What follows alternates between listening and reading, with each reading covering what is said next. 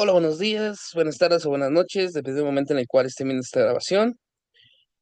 Soy el profesor Pablo Adrián Rivera Juvenal, profe Adrián, y estamos en la sesión del día 22 de abril de 2025, correspondiente al grupo 607 en la clase compensatoria por el periodo vacacional. La semana pasada tuvimos vacaciones, por lo cual no pudimos tener una sesión y se nos recomendó hacer un reagendamiento de la sesión para que no tuvieran como este desfase. Misma razón por la cual en estos momentos estoy revisando los elementos que vamos a tenerlos. De cualquier forma, la próxima sesión, que es el día jueves, se va a llevar a cabo con normalidad, con las fechas y los elementos de siempre. Y esta solamente es un complemento. ¿Qué es lo que vamos a hacer? Vamos a revisar la unidad número 4 y aprovecharemos para explorar algunos temas por si no quedaron claros en la sesión pasada. Muy bien, nuestra unidad número 4 es prácticas educativas inclusivas. Y esta unidad se va a encargar ya de buscar cómo generar la inclusión o cómo generar estos procesos para que los indicadores que habíamos notado que dificultaban la inclusión y la aceptación de la diferencia, sí se lleven a cabo en la práctica y no solamente de forma formal en papel. Y lo vamos a hacer desde una perspectiva estructural y organizacional, puesto que los cambios que se necesitan a nivel educación no pueden depender solamente de la actitud o la personalidad de un profesor, porque si es el caso, cuando ese profesor se vaya, vamos a volver a caer en lo mismo. Es decir, es necesario reformar el sistema y la estructura para que al momento de que haya un cambio de personal, la estructura siga siendo inclusiva e integrativa con la diversidad. De tal forma que vamos a hacer un enfoque desde lo docente, desde lo curricular, y nos vamos a enfocar en el papel que tiene el psicólogo dentro de estos contextos, ya que como habíamos visto en las sesiones pasadas, el psicólogo, si bien es un factor que puede llegar a cambiar, es mucho más estable en la rotación de personal. Y por tanto, un psicólogo que permanezca con un buen sistema va a permitir la inclusión y la integración, dado que puede darle los nuevos señalamientos a los docentes que vayan llegando. También veíamos la sesión pasada cómo esta inclusión no necesariamente es, no necesariamente es conocida por los docentes, porque puede ser que el profesor que vaya a dar clase sea abogado, o sea arquitecto, o sea contador, que son profesiones muy dignas, pero dentro de su malla curricular no llevan materias de inclusión, de diversidad, de educación, puesto que no es parte de su tronco común. Y de allí que la importancia del psicólogo educativo sea aún mayor, ya que permite canalizar la preparación de los docentes con herramientas y estrategias que fomenten la inclusión y el tratamiento a lo diverso con el objetivo de dar una educación de calidad a todos los estudiantes. Este es un mini garrafoncito. Lo tengo para tomar agua y se ve bonito. Perdón que lo hayan visto, pero tengo un poquito de sed. Recordemos que tanto para nuestra actividad de la unidad número 4 como para nuestra entrega de actividad integradora, hay que basarnos en el caso del incidente crítico, en el cual son ustedes un psicólogo escolar que va a intervenir en una telesecundaria que solamente llevan el papel de la inclusión a nivel formal, a nivel papel, pero los estudiantes reciben discriminación, son segregados y son como señalados como diferentes, mostrando cómo hay una falta de integración y solamente se lleva a cabo de forma burocrática la inclusión y cómo pasar de eso a una verdadera inclusión en la que ya se puede establecer criterios de que existe un verdadero cambio.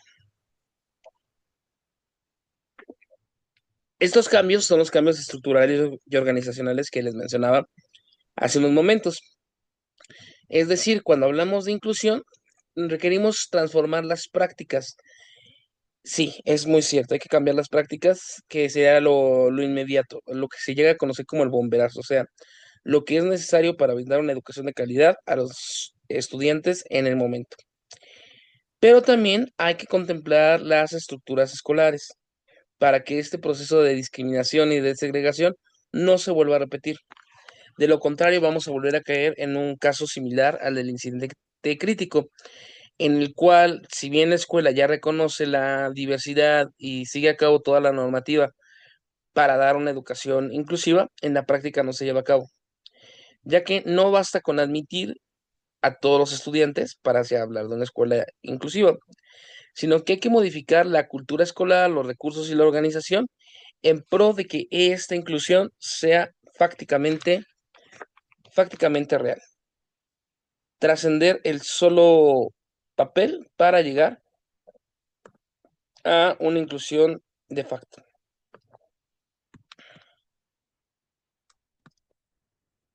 Veíamos que esto se logra a través de la comunidad de aprendizaje. En lugar de ver al individuo, hay que trabajarlo en comunidad, en colectividad. Y por eso la escuela debe de funcionar como una comunidad inclusiva. En este sentido, cuando hablamos de comunidad, nos referimos a más que individuos colaborando juntos, a cómo la comunidad le da sentido y le da un sustento social a las personas, algo que se está perdiendo mucho en la actualidad debido a las características que existen sobre individualismo, segregación, competencia individual. En contraposición con eso, hay que ver las pedagogías del sur y hay que plantear lo colectivo como el punto de partida, algo que los mayas tojolabales llamaban la nostridad, es decir, antes de plantear el yo, partir de nosotros. Y para ello tenemos que hacer que la escuela no solamente implique al estudiante y su calificación, sino a toda la comunidad, familias, docentes, educación formal e informal, para valorar la diversidad y la permanencia. No solamente se educa en la escuela, se educa también en la comunidad, en el día a día, en la calle, en la familia, y este proceso de educación es formal e informal. Se lleva a cabo en las aulas, sí, pero también se lleva día a día. De tal forma que los padres que tienen hijos neurotípicos tendrían que apoyar a esta educación inclusiva en sus hogares, mostrando una verdadera inclusión. De lo contrario, esta labor que se puede llevar a en la escuela, de fomentar la igualdad, de fomentar la integración y demás, se puede ver afectada, ya que caería nuevamente a, caería nuevamente a saco roto debido a que en la casa se da un discurso contrario. Por eso es que tenemos que trabajar en conjunto, escuela, familia, institución, profesores, para llegar a una verdadera integración.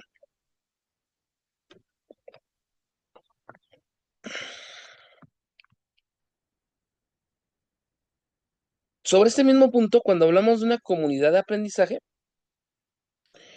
hay que considerar unos elementos básicos, que es la importancia de lo común, no el individualismo, sino el colectivismo.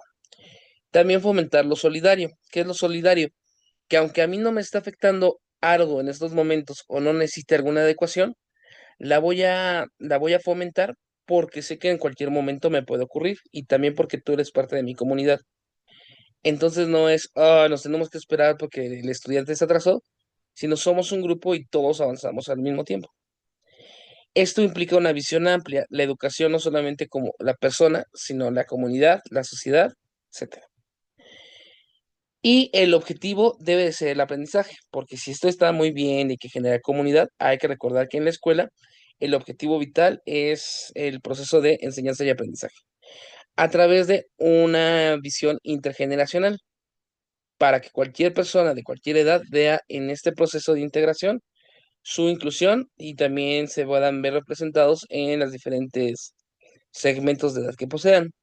Esto ya lo iremos trabajando en otras asignaturas, pero la división de edad entre un centennial, un millennial, un generación X, un boomer, cambia mucho, cambia la forma de aprender, cambia la forma de interactuar con los demás y es importante que todas estas pequeñas diferencias, bueno, grandes diferencias a nivel generacional se puedan integrar en una única comunidad. Esto a través de el trabajo en conjunto con los agentes, darnos cuenta que aunque yo sea profesor, tú seas director, tú seas estudiante y tú seas padre de familia, todos colaboramos con el objetivo de generar aprendizaje, respetando la diversidad y partiendo de lo local. ¿A qué nos referimos con partiendo de lo local? En el siglo XX, principalmente después de 1950, a nivel mundial, el modelo liberal fomentó la globalización. ¿Qué es esto de la globalización? Es la apertura de los mercados, que la cultura sea universal, que sin importar que yo esté en Asia o que esté en México, pueda tener el mismo acceso a la cultura mexicana y a la cultura asiática. Y esto era como el ideal. Sin embargo, lo que empezó a ocurrir con este modelo fue la exclusión de la diferencia. Ejemplo, en México dejó de ser este conjunto de que todo lo que somos de diversos para convertirnos en ciertas partes de la gastronomía y cierta parte de la cultura. Entonces, la globalización, así en general, estaba eliminando la diversidad. De igual, si hablamos de educación con estándares de calidad de la educación, todos los que no puedan alcanzar ese estándar están siendo invisibilizados o inclusive están siendo violentados. En contraposición con esto, vamos a hablar de la localización. ¿Y qué es la globalización? Es el pensamiento global partiendo de lo local y de ahí la importancia de lo local. Es decir, sí, tengo que enfrentarme al mundo contemporáneo, tengo que enfrentarme a los cambios que se están presentando, pero estos cambios que se están presentando y estos aspectos que se están llevando a cabo, hay que tomarlos desde lo concreto.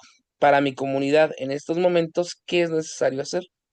Y si hay que adaptar los programas o hay que adaptar la currícula, se hace, con el objetivo de generar una verdadera educación en una comunidad de aprendizaje que valore la diversidad. Con esto estamos buscando generar un cambio real. Y para generar el cambio real, como ya lo habíamos trabajado de forma indirecta en muchas asignaturas, no basta con hacerlo, no basta con hacerlo en papel, o sea, no basta con hacerlo en la teoría, sino que hay que fomentar prácticas inclusivas que permitan la integración y actitudes, lo actitudinal, lo teórico y lo práctico. El saber hacer, el saber ser y el saber. Los tres tienen que conjuntar. De lo contrario, no tendremos una verdadera educación inclusiva. Una educación inclusiva sin teoría es una educación ciega porque no vas a saber cómo poder hacer, cómo llevar a cabo estas adecuaciones de forma adecuada. Una educación inclusiva que no tiene la actitud simplemente se va a cumplir en el papel, pero en la práctica, en el currículo oculto, se va a seguir presentando la discriminación.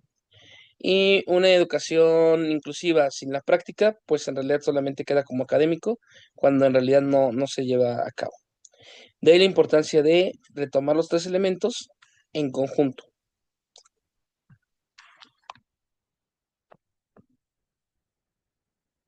Las características organizativas para poder plantear lo anterior es que tiene que existir una flexibilidad en los currículos, flexibilidad en los horarios, flexibilidad en los tipos de exámenes, etcétera, para ser verdaderamente inclusivo. Aquí entraría, por ejemplo, lo de las adecuaciones necesarias o las adecuaciones oportunas, que es que si un estudiante tiene dislexia y le cuesta mucho trabajo leer, hay que brindarle más tiempo para que pueda hacer su examen.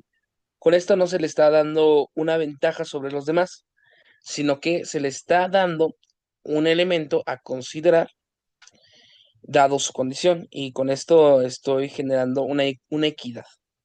Hay un autor que se llama Will Kilmica que habla sobre esto, sobre la diferencia entre un privilegio y un derecho diferenciado. Sobre eso hablaremos más adelante. También hay que ver la funcionalidad, ver que los cambios que estoy proponiendo o que estoy realizando sí puedan llevarse a cabo. Aquí entra el presupuesto, entra las características que podemos tener, etcétera. Sería muy funcional que tuviéramos lectura en braille y en lenguaje, y en inglés, y en español, y en francés, y en lenguas originarias. Sería muy, muy padre, pero funcionalmente, si no tenemos un profesor capacitado para dar estas estructuras, se complica. De igual forma, el acceso a las tecnologías para brindar una educación de calidad es algo vital. De ahí que tengamos las TICs, las tecnologías de la información y la comunicación, son vitales, pero si no tenemos la infraestructura, se complica. De aquí que tengamos que hacer un verdadero análisis del contexto a través de lo local para poder tener un verdadero impacto. También tenemos la participación. Cuando hablamos de la participación, denme un segundo. Quiero ver si alguno de sus compañeros está tratando de entrar porque me llegó un audio y no quiero estar dejando a alguien afuera y yo aquí hablando nada más con el aire. Denme un segundito. Aquí está. Y no, no están entrando. Bueno, les comentaba, entonces esta funcionalidad se tiene que llevar a cabo de forma real y valorando la localidad, qué es lo que sí se tiene y lo que no se tiene. Y si no se tiene, no es como, oh, pues ya ni modo, hay que luchar por él. Y aquí hablamos de la participación. En la colectividad y en la comunidad todos tenemos que participar para poderlo llevar a cabo. Podemos pensar en la planeación de profesores sombra, podemos planear pláticas con expertos dentro de la propia comunidad, etcétera. Y para hacerlo tenemos que extender los canales de comunicación, ya sea que lo hagamos a través de las TEPS, las tecnologías del empoderamiento y la participación social, que ya trabajamos en otra clase, o también mostrando que hay una integración entre los docentes, los directivos, los padres de familia y los estudiantes y cómo son valoradas todas las opiniones para de esta manera hacer una verdadera inclusión. Ejemplo, en la comunicación, si vamos a tener un presupuesto limitado y tenemos que hacer alguna adecuación para personas con silla de ruedas, bueno, para las personas que están en situación de silla de ruedas, lo mínimo pertinente es preguntarle a la persona que está en silla de ruedas qué cambios necesita con más urgencia, ya que él es el que verdaderamente conoce lo que hay que hacer. Esto también va a proclamar una serie de competencias y habilidades de parte del docente que tiene que desarrollar para ser inclusivo. Y les comentaba, los profesores normalmente cuando llegan a nivel preparatoria y universidad no tienen una formación enfocada a la docencia. Algunos sí, ya hay maestrías especializadas en docencia, pero no todos lo hacen.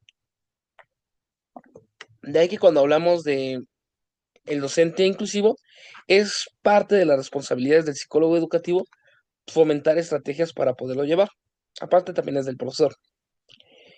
Tiene que ser flexivo, creativo, colaborativo y su papel va a incluir la tutoría, la planificación y la modificación de la gestión de la diversidad, incluyendo estrategias de enseñanzas adaptadas. Sobre este punto, les comentaba la sesión pasada que los docentes son expertos en su área de conocimiento. Yo no sé más matemáticas que el licenciado en matemáticas. Yo no sé más medicina que el licenciado en medicina.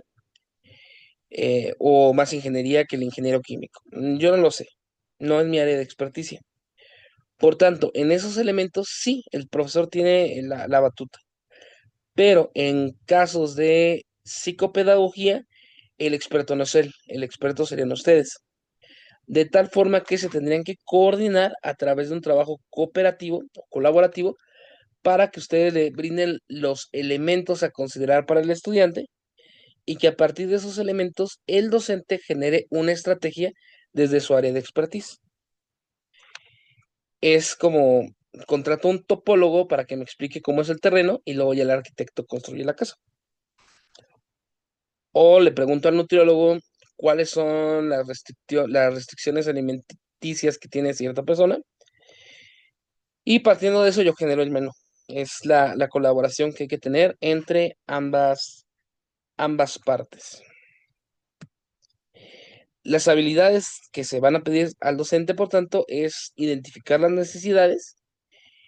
No tiene que hacer un proceso de psicodiagnóstico porque no es su trabajo, pero sí identificar las necesidades y reportarlas. Ya cuando se hable con el departamento de psicopedagogía, diseñar las estrategias para darle una educación de calidad a través de la innovación. Con innovación nos referimos a todo lo que pueda tener a mano para poder trabajar. tecnología, medios físicos, lo que él considere. También valoración de los estudiantes y su contexto, que pueda reportar si hay problemas en la integración del estudiante, si hay segregación, si hay procesos de bullying o discriminación, para que lo pueda abordar y también para que lo pueda reportar al Departamento de Psicopedagogía y que establezcan estrategias de, de análisis, o no, perdón, estrategias de abordaje. Y va a tener que hacer desde lo local la integración de las modificaciones del programa para las personas que lo requieran. Y veíamos que entonces el rol del docente no solamente es ir y enseñar. Antes se consideraba esto, que el rol del docente era de ahí viene la palabra alumno, que es el que recibe la luz, y el docente era aquel que tiene el conocimiento.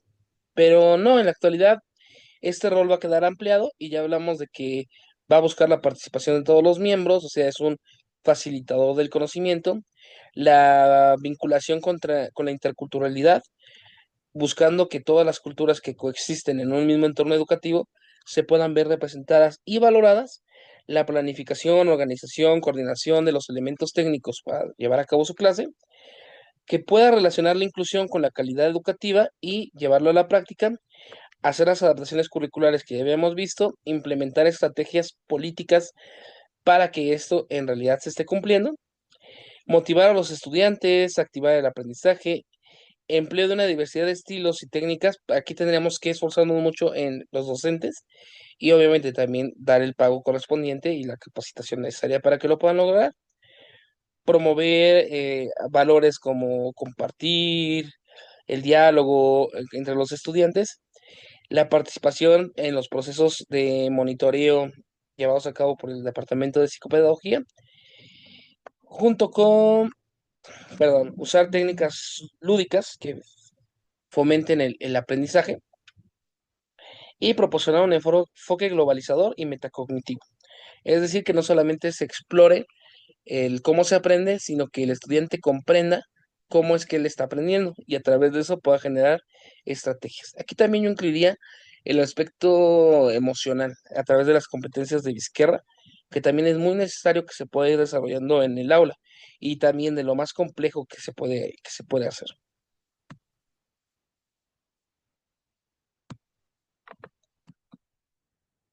Y todo esto en lo que va a terminar derivando es que el docente se convierte en un agente ético, retomando la palabra ética de ethos, que es comportamiento, pero principalmente de la rama de la filosofía, que se encarga del estudio de la moral, buscando principios universales de comportamiento que favorezcan a la colectividad. Y por tanto, más allá de que pueda ser un técnico que aplique estrategias pedagógicas, se requiere una actitud y una reflexión sobre la propia práctica que permita valorar la diversidad y el compromiso con la inclusión y con la mejora continua ante escenarios adversos. Y este es un trabajo muy complicado porque les decía que ethos es comportamiento y el comportamiento implica virtudes, las virtudes implican el desarrollo de una cadena de acciones a través del hábito. Y eso pues ya no es tan sencillo como solamente ir a dar clase. Y esto ustedes también lo tendrían que ir como fomentando. En otro momento me gustaría que abordáramos este tema de la formación de hábitos y de ethos en los docentes. De hecho, el día de hoy tengo programadas las sesiones de las 7 de la mañana a 8:30, de 8:30 a 8:30, 9, a 10 de la mañana y de 10 de la mañana a 11:30. En caso de que sus compañeritos no se conecten, voy a abordar estos temas como para que todos tengan mayor material y no estar repitiendo una y otra vez las pautas. Muy bien. Entonces, denme un segundito para recordarme que tengo que hacer eso. Listo. Entonces, para poder llevar a cabo todo esto ya en los nuevos escenarios, así como veíamos las VAP, que es una actualización de las necesidades educativas especiales, a abordarlo como las barreras del aprendizaje y la participación. Ahora, cuando hablamos del DUA, buscamos un diseño universal para el aprendizaje, es decir, buscar una forma en la que podamos integrar los aprendizajes tratando de eliminar las barreras del aprendizaje, las VAP. Y eso se hace a través de tres principios. Los tres principios rectores del modelo DUA, el cual es que existen múltiples formas de representación y de expresión y de implicación, considerando la diversidad desde el diseño curricular. Hay muchas formas de aprender, hay muchas formas de enseñar y hay muchas formas de llevar a cabo la currícula. Esto en educación se le llama multimodal. Anteriormente el modelo consideraba que podíamos aprender de una forma determinada, auditivos, visuales, kinestésicos, a través de la teoría de las inteligencias múltiples, y que eso era lo que teníamos que hacer, buscar a qué inteligencia pertenecemos y fomentarla para que se lleve a cabo.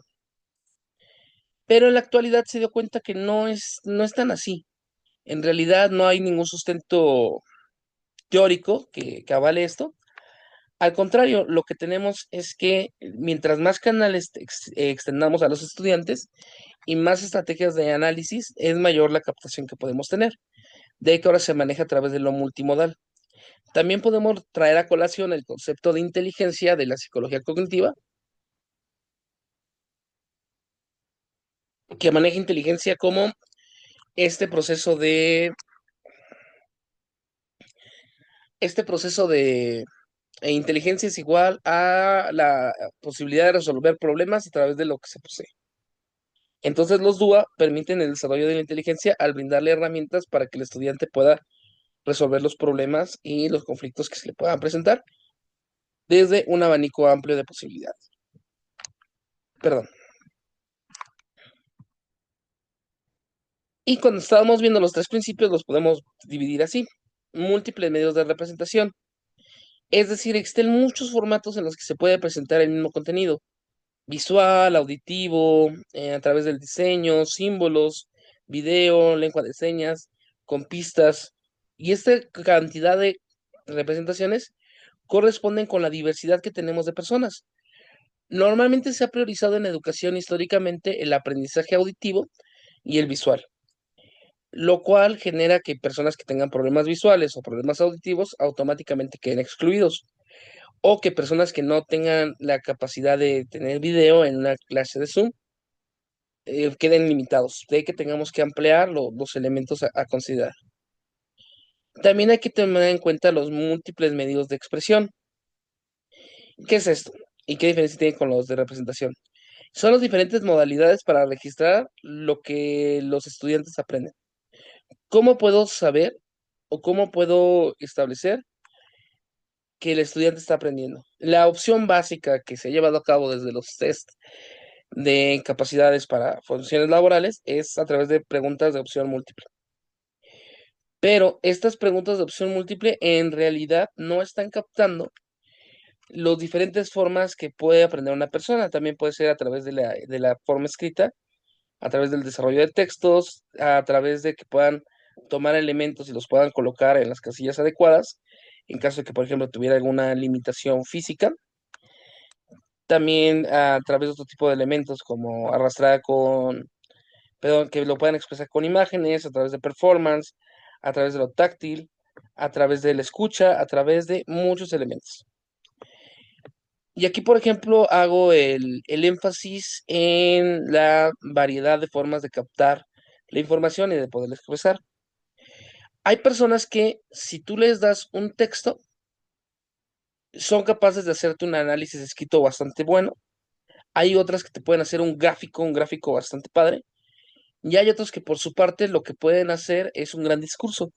De ahí que tengamos esta necesidad de contemplar la variedad de formas de expresión. Y por lo mismo, en su actividad integradora, les estoy dando bastante libertad. Pueden hacer una infografía, pueden hacer un videoclip, pueden hacer cualquier elemento que ustedes consideren que sea óptimo para demostrar que han comprendido los temas de la asignatura. Muy bien. Y también tenemos los diferentes modos de participación, que serían las formas y formatos que tenemos para estimular la motivación del aprendizaje. El diseño, la animación, las opciones auditivas, los comentarios, el refuerzo positivo, la reflexión escrita. Entonces, uno es, hay muchas formas que yo puedo transmitir el mensaje. Dos, hay muchas formas que el estudiante puede contribuir a la clase. Y tres, hay muchas formas en las que yo puedo registrar este aprendizaje. Y estos serían como los principios rectores de las BAP. Ya si nos vamos a formas más concretas y vamos a hablar sobre las múltiples formas de representación, podemos ver cómo en las opciones para percibir información tenemos las que nos permiten modificar y personalizar la información, alternativas auditivas, alternativas visuales. También cuando hablamos de las múltiples opciones para el lenguaje y los símbolos, definir vocabulario, definir símbolos, promover comprensión de los diferentes idiomas, etcétera. Hay muchas personas, por ejemplo, los pueblos originarios que se expresan mejor en su lengua propia que en la lengua, que en español. Y hay que valorar eso y hay que buscar el fomento. O a mí me gusta mucho ponerme de ejemplo. Yo soy muy malo, muy, muy malo con el idioma inglés. Entonces, si yo llego a Estados Unidos y trato de comunicarme, voy a ser percibido como una persona poco inteligente y poco apta, pero es porque no se me está dando la facilidad de expresarme en la lengua que conozco. De ahí la importancia de hacer estas aceptación de la diversidad. Y también múltiples formas de comprensión, ya hay que activar cómo los conocimientos previos influyen, cómo hay que priorizar las ideas esenciales, perdón, principales, secundarias y los patrones que las van caracterizando. Y establecer mapas mentales, establecer técnicas memorísticas, anécdotas, muchas estrategias que se pueden contemplar por acá. En el segundo desglose tenemos la proporcionar múltiples formas de acción y de expresión, lo cual es cómo puedo yo detectar que el estudiante está aprendiendo. Lo podemos hacer a través de métodos físicos. ¿Cómo puede ser la respuesta? Opción múltiple. También puede ser interactuando con los materiales, que le demos un problema y lo pueda resolver o pueda armar un objeto. E integrando herramientas tecnológicas de asistencia para estas personas que les digo que tienen alguna discapacidad motriz. Por ejemplo, Neuralink, este implante que se está colocando, bueno, ya se colocó una persona y que se va a seguir fomentando, podría ser una forma de incluir esta manera de integración.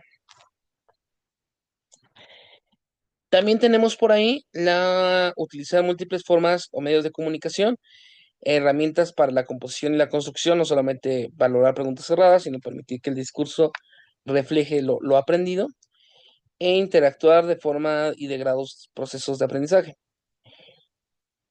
Esta no quedó claro, discúlpenme.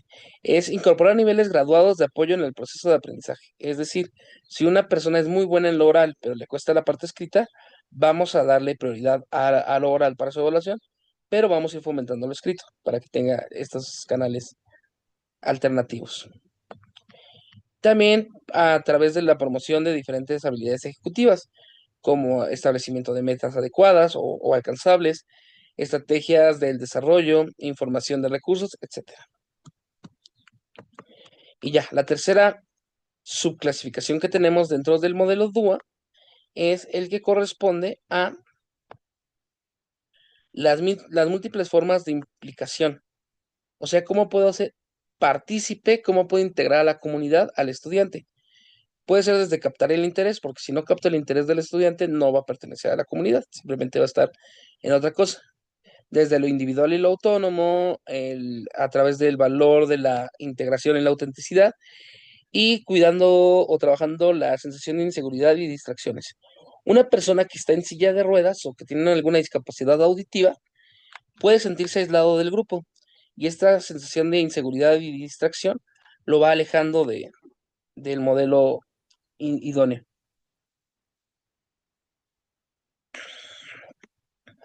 También hay que tener en cuenta el proporcionar opciones para mantener el esfuerzo y la persistencia. Es decir, reforzadores constantes que lo puedan llevar a cabo para que siga integrándose al grupo a través de la participación, como pueden ser metas y objetivos relevantes para el estudiante, algo que le interese, que sea un desafío y un apoyo al mismo tiempo, que fomente la colaboración y la colectividad y la retroalimentación orientada. orientada para que pueda ir avanzando y y pueda seguir generando comunidad. Aquí estrategias, por ejemplo, el aprendizaje a través de problemas o la gamificación podrían ser bastante útiles. Y también tenemos la opción de proporcionar opciones para la autorregulación.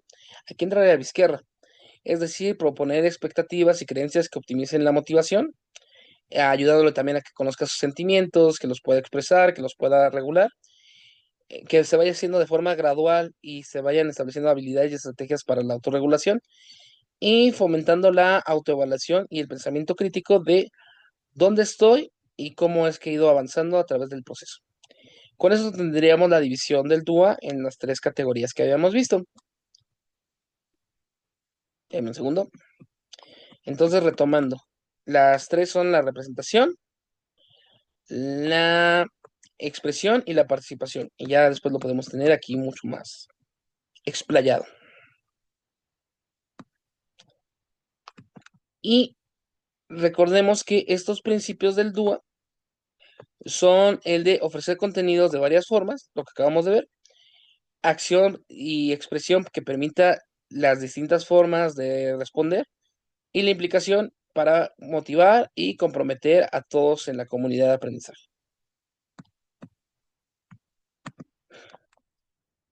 Aquí tendríamos que plantearnos la importancia de generar evaluación diferenciada a través de la inclusión, bueno, a través de la estrategia de inclusión y evaluación.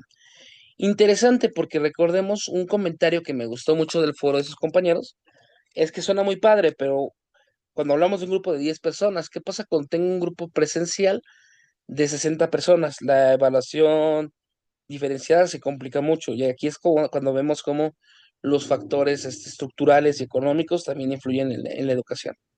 Pero en el escenario, en el mejor escenario en el que tenemos la capacidad técnica, estructural y financiera para generar inclusión, tendríamos que fomentar estrategias que fomenten la autonomía, las habilidades sociales y académicas, además de la evaluación continua, flexible, formativa y centrada en la mejora de procesos.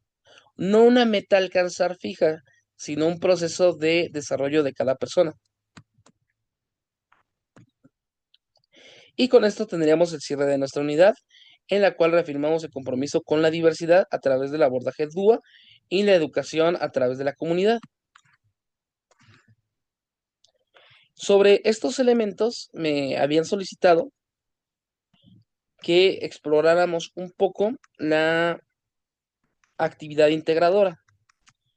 Sé que ya muchos ya lo hicieron porque vienen de vacaciones, ya aprovecharon el tiempo, pero les voy a compartir una forma de llevarlo a cabo por si aún no lo han realizado.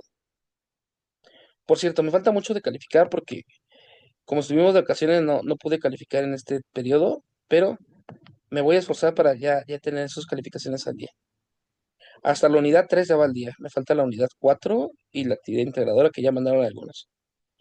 Entonces, miren, lo que se les pide es leer atentamente los contenidos de las 4 unidades. Ah, no, esto es de la actividad integradora. Esto es para otro video.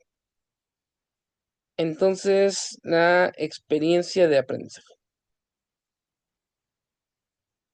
En la experiencia de aprendizaje, lo que vamos a hacer es leer la unidad número 4. Van a identificar las estrategias y prácticas que se presentan para promover la inclusión educativa en el caso del incidente y las que necesita. Y a través de eso, cómo mediante el DUA puedes acceder a la... aquí. Analicen cuáles puedes intervenir y contribuir el psicólogo y escriben brevemente a partir de esta información, elabora un micromanual conformado por los siguientes elementos. Ahora sí, estas son las partes. Van a ser un manual conformado para los docentes de esta escuela en la cual van a intervenir, la telesecundaria, para fomentar el conocimiento comunal y también el modelo DUA. En concreto, van a señalar las estrategias y prácticas del modelo DUA que pueden presentar. Ya vimos las características de los estudiantes, ahora cómo lo puedo fomentar desde la variedad de evaluación, de integración de la participación y de la expresión. Van a diseñar esto en un manual. Algunos de ustedes lo están haciendo en PDF, me parece bien, otros lo están haciendo en PowerPoint, está muy bien. Nadie lo ha hecho en una página de internet, pero también podría funcionar. Van a agregar la portada y los datos subsecuentes. Y esta sería su actividad integradora. Sobre el foro de reforzamiento, recordemos que aquí valoramos mucho su opinión y la forma en la cual resuelven los problemas para ver sus habilidades blandas. Y aquí en concreto vamos a hacer lo siguiente. Van a responder a al menos una de las aportaciones de los compañeros que han participado y de forma individual van a señalar una arista o aspecto en el que pueden incluir o incidir en la escuela a través del modelo DUE y de lo comunal. Y específicamente en el caso del incidente crítico, escribió una estrategia práctica, instrumento o forma en la que podrías intervenir desde la psicología para promover la inclusión. Voy a poner un caso diferente para que se entienda. En una escuela hay segregación hacia la comunidad LGBT más por parte de los profesores y por parte de los estudiantes. Para poder fomentar esto, podríamos establecer un mejor reglamento, pero eso no sería parte de la psicología, hablaríamos de un nivel jurídico, pero puedo establecer círculos de diálogo, puedo establecer clases sobre diferencias y podemos abordar esta herramienta que tanto les gustó de la galleta de la inclusión. Y también podemos llevar prácticas comunitarias, incluyendo a los padres de familia y a la sociedad para mostrar cómo en realidad sí es importante valorizar a los otros. Y tendrían que ser algo así, pero en el caso del incidente. Ahorita utilicé la diversidad sexual, porque no viene en el incidente como tal. Pero bueno, con estos elementos en consideración, tendríamos los aspectos para la unidad número 4. El día jueves de esta semana vamos a revisar ya directo la actividad integradora y también vamos a revisar ya de forma directa la forma de trabajo del examen. De cualquier forma, les agradezco mucho si ven esta grabación. La voy a subir a plataforma y seguimos en contacto. Les deseo buen día, buena tarde, buena noche, grupo 606, 607 y 608. Y bonito día. Hasta luego. Bye bye.